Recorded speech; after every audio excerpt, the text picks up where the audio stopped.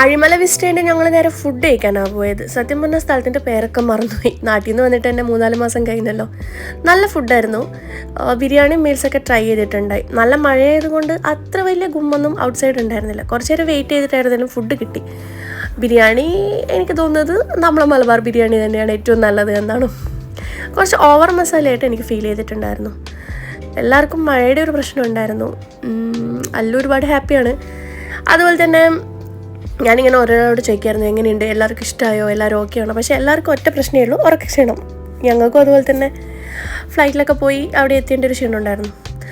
തിരിച്ച് റൂമിലെത്തിയപ്പോൾ അല്ലുവിനാകെ ഒരു നിർബന്ധമായിരുന്നു ഉണ്ടായിരുന്നത്, പൂളി കളിക്കണമെന്ന്. അങ്ങനെ അതൊക്കെ കഴിഞ്ഞ് രാത്രി ഡിന്നർ ഹോട്ടലിൽ തന്നെ ആക്കാമെന്ന് വിചാരിച്ച് എന്തൊക്കെ അൽക്കുലത്തെ സാധനങ്ങളൊക്കെ വാങ്ങി രാവിലത്തെ ട്രെയിനിന് തിരിച്ച് കണ്ണൂർക്ക് പോകാനുള്ളതാണ്. അപ്പോൾ അടുത്ത വീഡിയോ കാണാം. Thanks for watching. ബൈ.